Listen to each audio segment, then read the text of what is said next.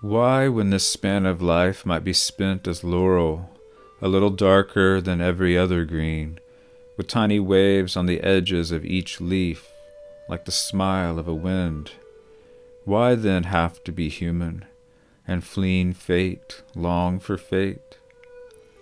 Oh, not for some dream of happiness, that premature prophet of an imminent loss. Not out of curiosity, not to exercise the heart, all of which would pulse with laurel, but because life here compels us, and because everything here seems to need us, all this fleetingness that strangely entreats us, the most fleeting, once for each thing, only once, once and no more, and we too, only once, never again, but to have been once, even though only once, this having been earthly seems lasting beyond repeal. And so we press on and try to achieve it, try to contain it in our simple hands, in our brimming look, our voiceless heart, try to become it, try to give it, to whom? Best of all, hold on to it all forever. Ah, but what can we carry across into that other relation? Not the craft of seeing learned so slowly here, and no event that happened here, not one. The pain, then, above all the hard labor of living, the long experience of love, all the purely unsayable things.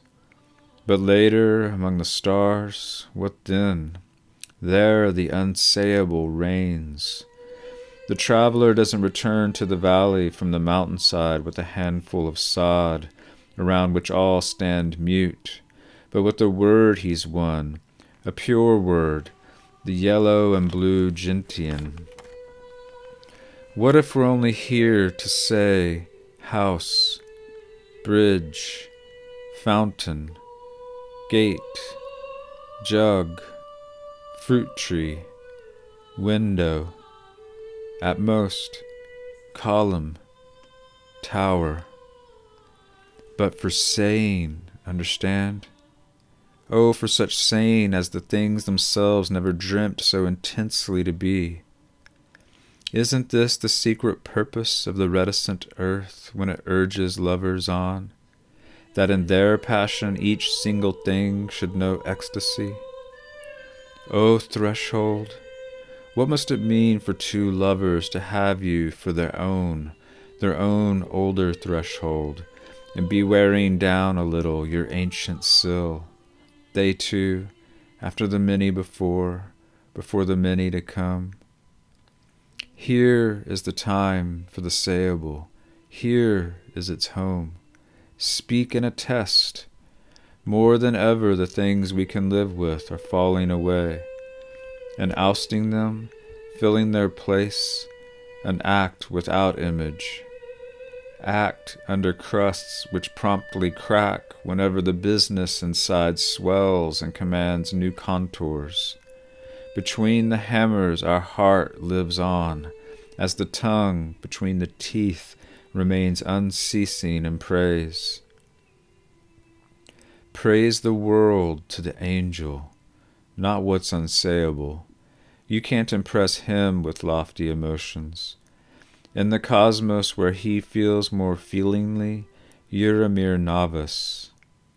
Therefore show him some simple thing, formed by generation after generation until it's truly our own, living in our hands and in our eyes.